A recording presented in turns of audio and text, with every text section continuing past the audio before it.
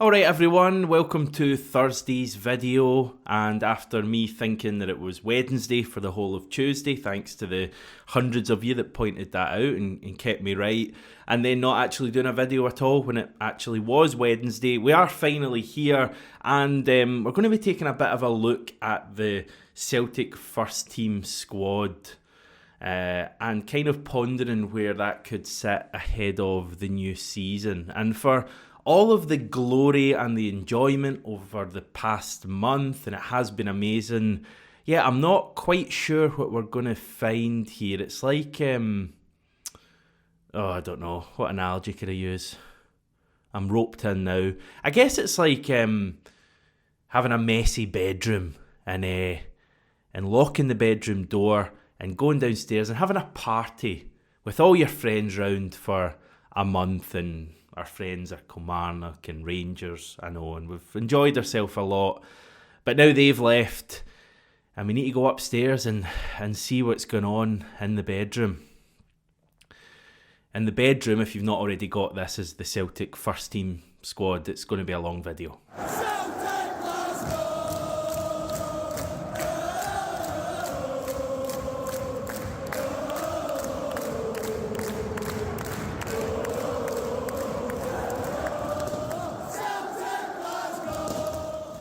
So this is the squad we're looking at for the start of pre-season, and as always, there are some kind of various decisions I've had to make here. I have taken Joe Hart out, sad. I've also taken Paulo Bernardo and Adam Ida out. Hopefully they'll be going back in at some stage, but you know, right now the squad we're looking at for the start of pre-season, they won't be there as things stand. I've added in loan players who will be returning to us with the exception of Liam Shaw. I've just made an executive decision that he's not going to have a future at Celtic. To be honest, I was pretty sure that Liam Shaw had been sold permanently, so that was a revelation for me earlier. So those players I've added in include Adam Montgomery, Hugo Kwon, Marco Tilio, Mikey Johnson and Sead Haksabanovic, remember him.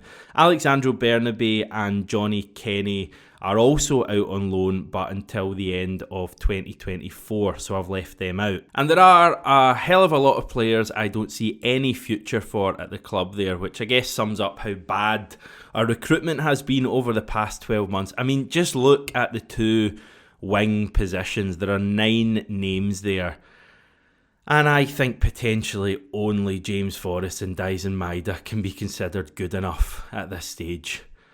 Dear oh dear. I just want to say, by the way, this video is mainly focused on the current Celtic players and what to do with them. I will, I think, mention positions that I'd like to see us sign later on in the video briefly, probably at the end, and that's certainly a topic we're going to chat a lot about in the summer. This is basically just the players that are currently here at the moment, and the inspiration for this video came from one on the Overlap, Gary Neville's podcast, where they went through the entire Man United squad and did keep, ditch or last straw. Now I'm going to go for the slightly more respectable keep, sell or loan. So those are the 3 categories that I'll be assigning these 30 players into. And some will be pretty easy to decide, I guess. Others will take a fair bit of deliberation. And I've got a number of your comments as well that I'll bring up at the relevant times as well. So yeah, let's get going. We'll start with the goalkeepers. Scott Bain, for me, pretty fine to have him around. It's fair to say I'd never want him as our main goalkeeper, but he seems to be a pretty good team member, certainly someone Joe Hart spoke very highly of, which I think is important, and he ticks that all-important homegrown UEFA box as well, so there's no issue to keeping Scott Bain around. He signed a new contract last year. I believe he's contracted until 2026, so fine, keep him around. Ben Siegrist, I think, will be off this summer, providing that we can find someone to replace him. So I do think the club are looking for 2 goalkeepers this summer. TJ the Legend had commented in saying, I really wish Siegrist had a chance. And yeah, it's just kind of been one of those things. I think when he was signed, it was hoped that he could potentially be a number 1 goalkeeper, if not immediately, maybe after Joe Hart. That obviously hasn't worked out. He hasn't really had opportunities, and he's clearly our third choice goalkeeper now. And without going to 50 Shades of Grey like I did on Tuesday's video, or was it Wednesday, he seems very much to be in love with his Australian girlfriend, and I wouldn't be too surprised if he ends up out here. So yeah, as I say, third choice goalkeeper, I would sell Ben Siegrist, but it's with all due respect, it's probably not our highest priority this summer. Moving on to right backs, very easy. Alistair Johnson is obviously a keep. I think Anthony Ralston is probably about as good a backup as we're going to get at the moment. He's really dependable, clearly loves to play for Celtic, and you're not too worried when he comes on into games. I think he's proven himself to be a very reliable backup. So I think, there's an important part of the squad, and it's something Greg Taylor picked out after, I think, Trophy Day. I think we put the comments on the channel at that point, that he spoke about people like Anthony Ralston that maybe don't get the recognition they deserve, but they're a crucial part of the squad and coming in when required. So I think, that right-back situation's fine. Keep Johnson, keep Ralston. Centre-backs, Cameron Carter-Vickers is a keep. I honestly fear for the day when he is no longer around. Hopefully that's a long time away. Liam Scales is a keep, although I'd personally like to think of him as being, hate to use the term backup, let's say a rotation option next season. He's proven himself to be reliable. I think this season Liam Scales had a really good season. I would personally be hoping the club would sign a centre-back in the summer, then that Liam Scales would kind of drop into that maybe third or fourth choice option, but I'd keep him. He's recently signed a new contract, so that's going to happen. I think ideally you want 5 centre-backs for a season, all of which could come in and do a job if required. So Carter-Vickers would be one, Liam Scales would be another, I think Stephen Welsh would be another. Again, he ticks that homegrown box. He signed a new contract just last August, so he's tied up until 2027. I think he's fine as one of the 5. I'd like to see Mike Noropsky stick around as well. He's had good moments so far. Good performances. He's had kind of ropey performances as well, where he's looked a bit flustered. So I think he's done enough both this season, or is it last season, and also prior to joining Celtic, in terms of his pedigree to probably earn another shot at it next year. The difficulty would be, does he start as one of the 2 centre-backs, well, the one alongside Carter-Vickers, and I don't think he does. I think, Liam Scales at this moment of time would be the partner to Carter-Vickers. Of course he would be, because that's how he's finished the season. So does Noropsky get a chance to prove himself? I'm not sure, but I would keep him around and ideally sign another centre-back, and that would leave Gustav Lagerbielke to be sold, I think. I know there's a fair bit of love for him in the Celtic support after that Feyenoord goal, and people kind of felt he was quite harshly treated, and he genuinely seems like a really good guy. I think it was quite noticeable in the end of season celebrations that he seemed genuinely quite happy for his teammates, which I always think is good when you've not been playing. Quite a few people like to sulk around, and you probably know a few people I'm talking about from this season and years before. Lagerbielke was still a big part of the celebrations, and I quite like that from him.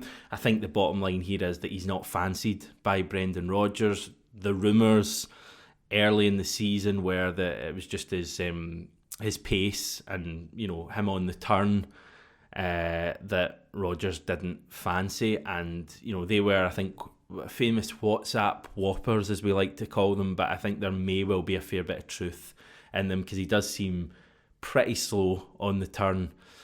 And I think in Rodgers' first spell at the club, there might have been something similar happened with Eric Sviatchenko, so there may well be something in that. It doesn't really matter, to be honest, because it's just so clear that Rodgers doesn't fancy Lagerbielke. So I think you look to sell him. He has a number of years though left in his contract. A 5-year deal he signed when he joined, and he's obviously 1 year into that. So we may struggle to sell him permanently. It may be a loan. I would be looking to sell him. Nothing against him, but yeah. And Kobayashi too. he clearly isn't going to make it. He had a decent enough start to his time at the club. He was a January signing, wasn't he? But I think there was a couple of games last season. So, when Carter Vickers went out the team. So I'm talking about not last season, but the year before that. I think he played at Tynecastle and also in that 3-0 defeat at Ibrox, and was pretty poor in both of those games and never really recovered from that. So I think he's one you'd look to sell as well. At left back, Greg Taylor is a keep for me. I'd really like to see us sign another left back so that we could have a similar situation on that side as we do on the right. I really like Greg Taylor, and I think he'll have a big part to play at Celtic going forward. But yeah, I think it's crazy that Celtic didn't sign a left back either in January or last summer. That simply can't be allowed to happen again in the summer window. I'm pretty confident it won't. I mean, we're going to sign a left back, surely. And I would hope, as I say, that it could be like an Alistair Johnson for the other side and someone who could vie with Greg Taylor. But I think like someone a lot more likely to be a success than Bernabei. Now, I know we were excited about Bernabei when he first came in, but looking at it, it is a bit of a risk signing a youngster from South America. I think going down the route of I know the club have kind of viewed international players as being quite a good place to go in recent years. That's why so many of the signings we've made over the past 3 seasons have been internationals. I think signing an international left back, like Alistair Johnson was, obviously on the right-hand side, would be a good move. But in terms of Greg Taylor, he obviously stays around. I think a bit of a contract thing to be sorted out there, but I don't see any reason why he won't be around. And we got this comment in actually from Love the Celtic saying Scales and Taylor must be replaced. I can't go another season watching Greg Taylor as our first choice left back. I do agree generally with that. I think we need to be looking to upgrade both positions. I think Brendan Rodgers will realise that as well, but equally I think Scales and Taylor will still be around and have a part to play next season. Assuming that we sign another left back, I'd loan Adam Montgomery out. I know he's had quite a bad injury. He was at Motherwell, wasn't he? Fleetwood before that. So, I think having 2 right backs and 2 left backs is a pretty good setup for next season. So, loan Montgomery out. In terms of midfielders, pretty easy. Callum McGregor, Matt O'Reilly, Rio Hatate are clearly all keeps. I really hope that we can keep a hold of all 3, although I have my doubts about Matt O'Reilly. Tomoki Iwata is a keep for me as well. Again, I think he's a good player to have. Very rarely lets us down. Is he going to get a hell of a lot of game time? I'm not sure, although I guess we'll have injuries next season as well at stages. And I always think Iwata is a good option to come in and freshen things up a bit if things are a little bit stale. He did that this season. And he's a good sub to have as well in games. It's a shame because I quite like Iwata, but he's probably...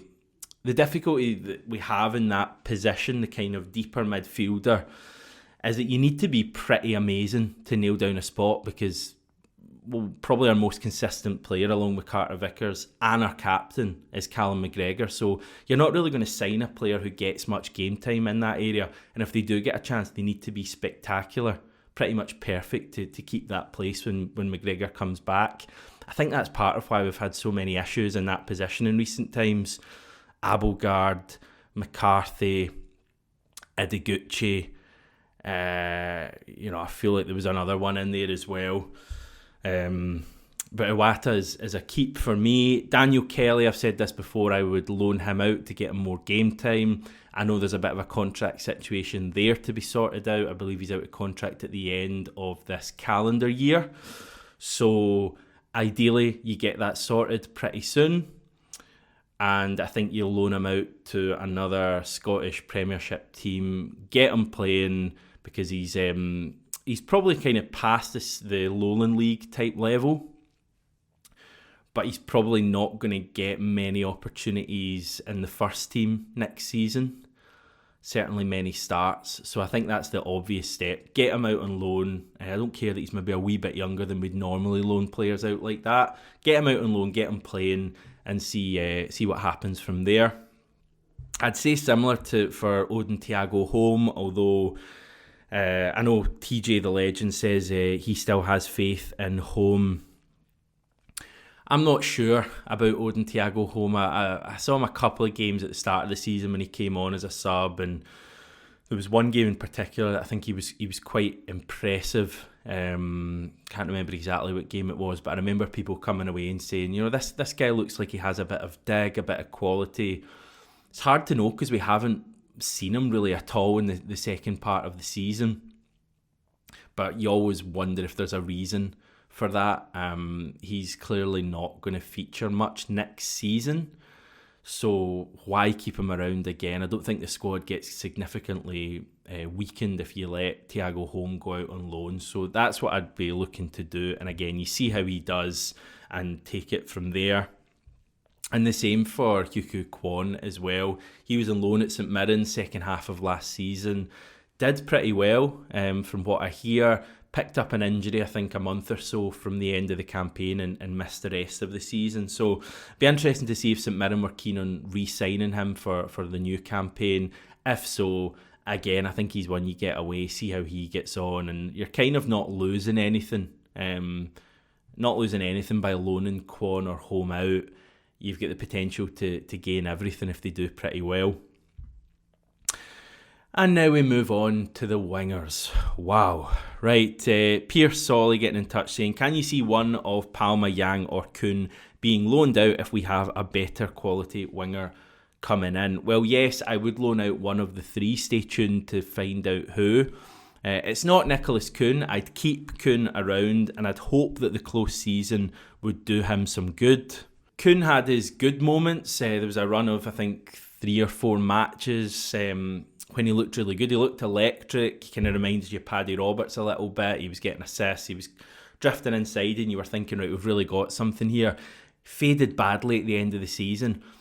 I thought he was atrocious when he came on in the cup final on Saturday. Really, really poor. Just didn't do anything confidently and just kind of swept up in that game, and it was a bit disappointing. But I think the biggest worry for me was when the sub was made.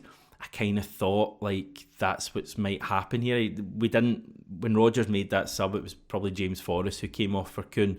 I wasn't looking at it going, right, this is it, Kuhn's going to make a difference here. I was almost more worried that he'd do something daft like give the ball away. I don't hate him. I don't hate him as a person, obviously. I don't hate him as a footballer. I think he's potentially got something there. But our wingers are just a struggle. I really don't hold out a great deal of hope for many of them. I think that's probably the main frustration from this season, is that the wingers have been so poor and we signed a hell of a lot of them. And it's actually been James Forrest and Dyson Maeda, two of the elder statesmen, so to speak, although Maeda's actually not that old, or as old as you would think. They're guys who have ended up kind of carrying the team at the end of the season, and without them, if we were relying on guys like Kuhn, I think we would have been in a bit of trouble. So after saying all of that, I'd keep him, and as I say, I'd hope that the fresh start of the new season, we could see something there. Yang is a loan out for me. I just think he, how do I put this? He may not be particularly good. He's shown his moments, very erratic. Get him out on loan to another club, ideally in the Scottish Premiership, and see if he can find some sort of consistency. There may be a player in there somewhere. There's clearly talent, but he is incredibly raw, and we can't be relying on guys like that next season.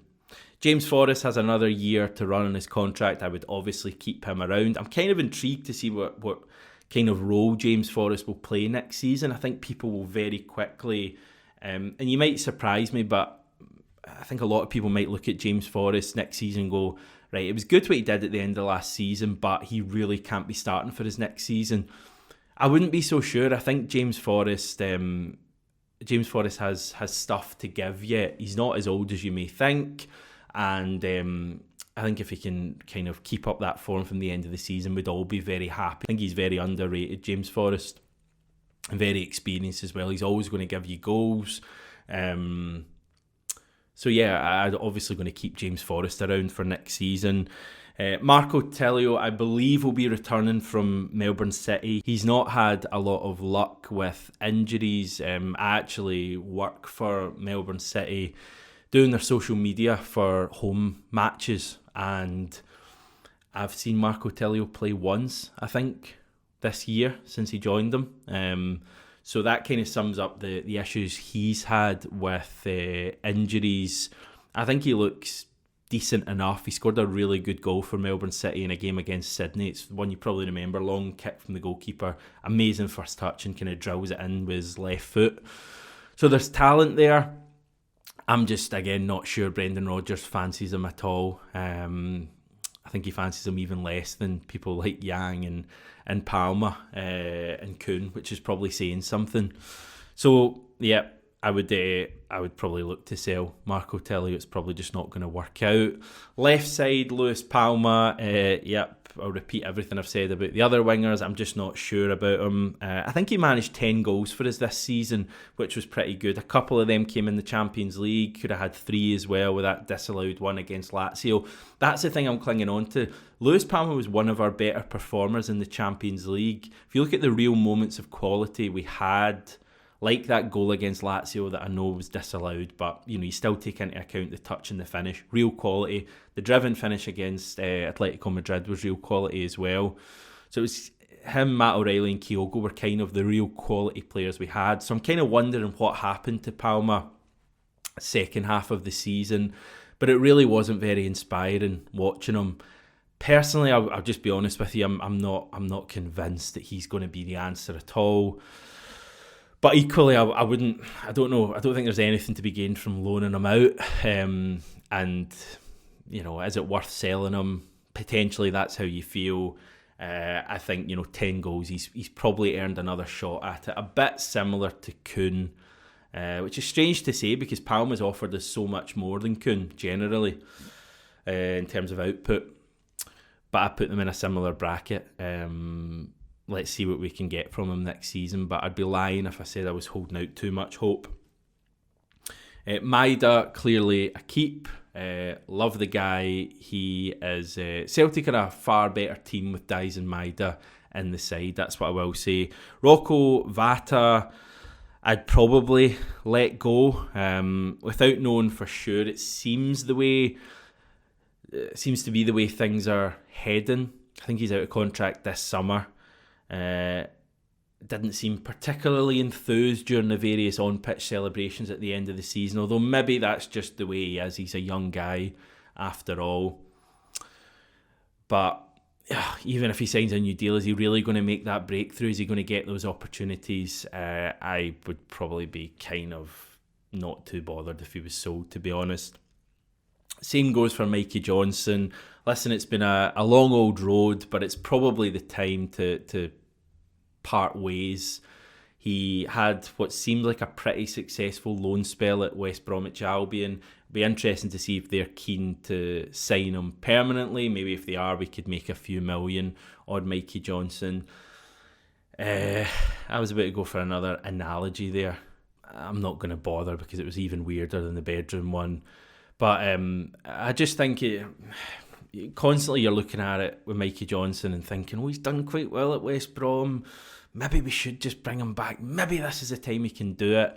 I just don't think it's ever going to happen for him at Celtic. So let's just end this finally. He can go on and probably have a decent enough career, and we kind of don't need to worry about whether he could or could not. It'll just be over. So I'd sell Mikey Johnson. Sead Haksabanovic, yes, reminder that he is a person. Clearly not fancied by Brendan Rodgers. Probably burned his bridges after that infamous Instagram post. Doesn't appear to have done too well with Stoke City. It may end up being a loan again, but I'd look to sell him permanently. He's another one on a pretty lengthy contract. He was decent enough, Haksabanovic, but he's, to be honest, he kind of fit quite well in with this season's wingers because he's very similar. Bits of brilliance, but more often than not, a bit frustrating. And I always thought Haksabanovic and Mikey Johnson had the ability to do stuff off the bench. maybe when the pressure was off slightly or against tiring defences, but when they actually started matches, it was a bit harder for them to do anything. So yeah, Selhak, Sabanovic. Right, 2 forwards, Kyogo as a keep. We actually got this in from Tom Flanagan saying, thoughts on Kyogo as main striker next season, as he looked like he struggled a lot this season despite almost 20 goals. Sort of like Edward in his last season. Goals remain, but overall play not the same. Think Brendan needs to bring his type of striker as first choice. Now, I wonder if Brendan Rodgers views Adam Idah as the long-term Celtic striker. And I absolutely love Kyogo. And listen, Kyogo's still going to probably score 20-odd goals next season and possibly the one after that. But people look at Adam Idah as being the second choice striker, and that's who Rodgers is signing. I wouldn't be so sure. I think we know that Rodgers loves a young player who he can develop, especially an attacker. And I just wonder if Idah is that guy. What that would mean for Kyogo in years to come, who knows? As I say, he's still going to start next season as a number one striker. But I think the thing, if we signed Idah, would be Kyogo and Idah are very different players. They offer different things. A bit like Giakoumakis, but probably more kind of obvious how they offer different things. So in answer to your point, Tom, I don't know, it might be the conversation none of us want to have, that maybe Celtic are more effective with someone like Idah in the team playing the Rodgers way than with Kyogo. It's kind of, as I say, the elephant in the room maybe. Having said that, I think Kyogo as a team got better in the second half of the season, certainly had some really good moments. So yeah, it's one to watch. But I think Kyogo and Idah as our 2 forwards would be great going forward. Leaves him. He's a loan out for me. I maintain that there is a player in there somewhere, but he isn't going to get that opportunity with Kyogo and possibly Idah at the club. I would loan him out to another Scottish Premiership team. I say it all the time. I don't know why we don't do it more often. Strengthen another team against every other side apart from when they play Celtic. Send it all out on loan to Hibernian or Aberdeen, someone like that, and I think he would score 15 goals at least in a season. And I don't know what that would mean long term for his future at Celtic. It would maybe give us something to think about. O's got a pretty good record at Celtic when he plays. He just hasn't got the opportunity. I would concede now that Idah has more to his game in terms of he's got more pace than O. Probably does more things in the big moments than O, arguably. Well, not arguably, certainly when you look at Idah's kind of track record over the past 5 months. But I think O is of a higher calibre than like the fellow South Koreans like Yang and Kwon. I think O will go on to have a good career, and it'd be a shame if we just sold him and then he realised all that potential. So loan him out next season, and let's find out a bit more about O. So here's a summary of where I've put our 30 current first team players. So I think 17 of them I've kept, 7 sold and 6 loaned out. I've tried to be as fair as possible with that. I know you'd probably get a few people looking at the ones I put in keep and going, oh, Naropsky, sell him, and Palma, sell him, and Kuhn, sell him. I've tried to keep it realistic because that's not the way things are actually going to work. But yeah, if you take those 17 players on the left hand side and put them into the squad depth chart, you get this, and yes, it looks incredibly bare, but yeah, that's kind of the way squads work. I think at this stage you'd be looking at needing 2 goalkeepers. I think right back's fine. A centre back you'd be looking for a left back, obviously, a midfielder who could maybe be Bernardo, plus another one if O'Reilly leaves. Certainly another winger, ideally one who could play in both sides, potentially. And at least 1 forward, Adam Idah, ideally. So yeah, you're probably looking at 7 or 8 big signings, which may seem like a bit of a tall order, but I think that's what's required for Celtic this summer.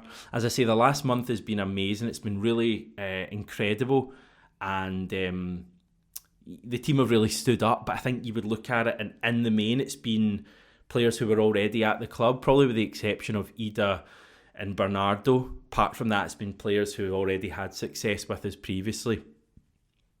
So I think that's the issue this summer is finding a new home for players who aren't going to make it, whether that be permanently or out on loan, and adding real quality in those positions. Like, I think it's fair to say it's a real tough ask. You're looking at a number of positions needing filled there, and the reality is that as fans, we're never going to be fully satisfied, because there's probably, the likelihood is the club are going to miss out on maybe one or two of those positions. But I think in the main, centre back, left back, and obviously we need another forward. If we get these positions I've spoken about and strengthen the squad in that way, I think we have the potential for a really good team here. It's actually really exciting. There's just a hell of a lot of work to do right now. But let me know your thoughts. I'm sure there'll be disagreement, hopefully some agreement in there as well. And back tomorrow with another video.